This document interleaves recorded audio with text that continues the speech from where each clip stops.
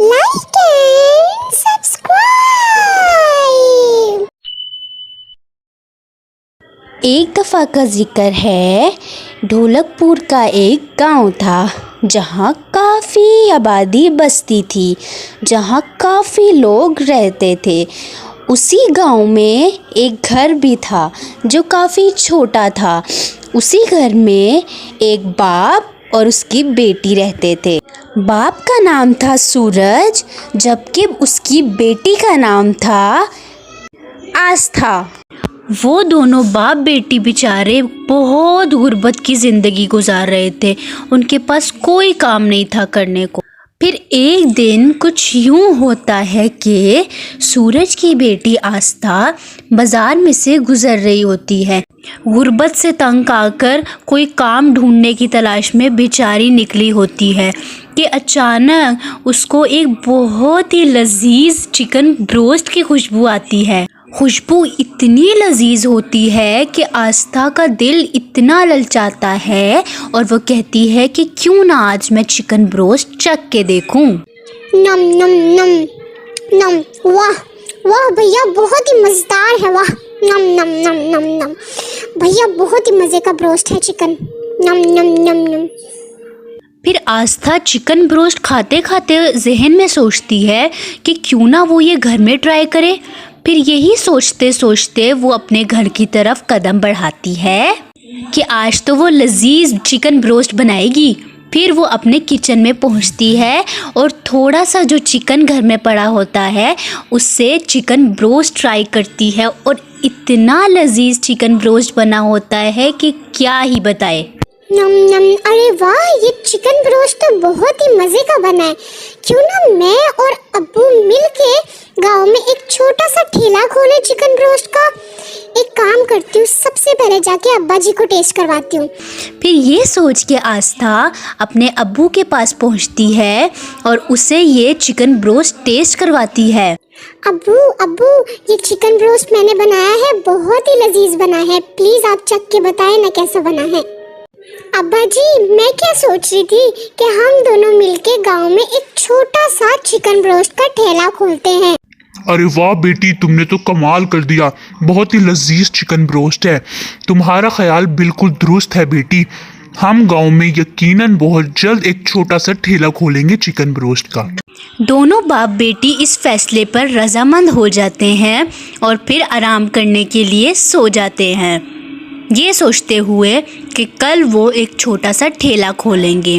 फिर अगले दिन कुछ यूँ होता है कि आस्था शॉपिंग करने जाती है कुछ छोटा मोटा सामान ख़रीदने, क्योंकि उसने ठेला लगाना होता है चिकन ब्रोस्ट का।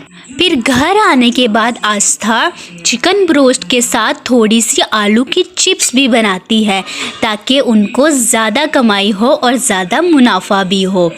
फिर आस्था जल्दी से दोनों चीज़ें तैयार करती है और सूरज वो सारी चीज़ें लेकर गांव में छोटा सा ठेला लगाता है। फिर होता यूँ है कि लोग आहिस्ता आहिस्ता उसके ठेले पर आते हैं, ब्रोस्ट चखते हैं और खूब तारीफ़ करके जाते हैं। अरे वाह भाई, सूरज भाई बहुत ही कमाल हो गया, बहुत मजे का है। फिर ये सुनकर सूरज खुशी खुशी घर वापस लौटता है और उसका सारा चिकन ब्रोस्ट बिक चुका होता है। आस्था बेटी, तुम्हें पता है हमारा सारा चिकन ब्रोस्ट और आलू की चिप्स बिक गई और लोगों ने बहुत तारीफ। आस्था बहुत खुश हो जाती है।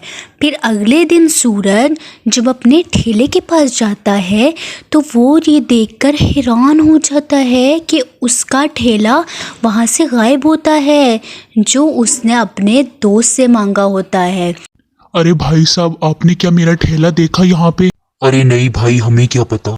फिर सूरज बेचारा शामत का मारा रोते रोते घर आता है और अपनी बेटी आस्था को सारा वाकया सुनाता है और उसे बताता है कि हमारा ठेला चोरी हो गया। अब्बा जी, अब हम क्या करेंगे?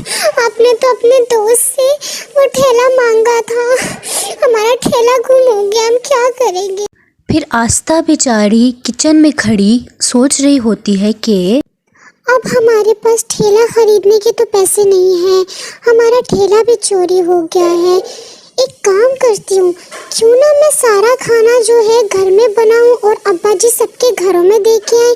फिर ये सोचकर आस्था खुशी खुशी सुबह किचन में सारा खाना अच्छे से तैयार करती है कि उसके अब्बा जी सारा खाना दूसरों के घरों में खुद बेच के आएगा। और उन लोगों का काम इतना मशहूर हो जाता है कि इतने ऑर्डर आते हैं आस्था को फ़ोन पे कि हद नहीं। रुको रुको बच्चों, अभी कहानी ख़त्म नहीं हुई। फिर 2 साल के बाद सूरज और उसकी बेटी आस्था ने एक बहुत बड़ा सा रेस्टोरेंट खोला शहर में, और उन्हें इतनी तरक्की हासिल हुई कि उन्होंने अपना एक बहुत बड़ा सा घर भी बना लिया। अब्बा जी देखा, इन 2 सालों में हमने इतनी तरक्की हासिल की चिकन ब्रोस्ट से कि आज हमने इतना आलीशान घर बना लिया। हाँ हाँ मेरी बेटी आस्था, ये सब हम दोनों की मेहनत के कारण है और तुम्हारी अक्लमंदी के कारण। सूरज और उसकी बेटी आस्था यही सोच के बहुत खुश होते हैं कि उनको उनकी मेहनत का और सब्र का फल मिल ही गया। तो बच्चों याद रखना, हमें किसी भी चीज़ से हार नहीं माननी चाहिए, हमेशा मेहनत करते रहने चाहिए। हमें एक ना एक दिन ज़रूर हमारी मेहनत का फल मिलेगा। Like and subscribe.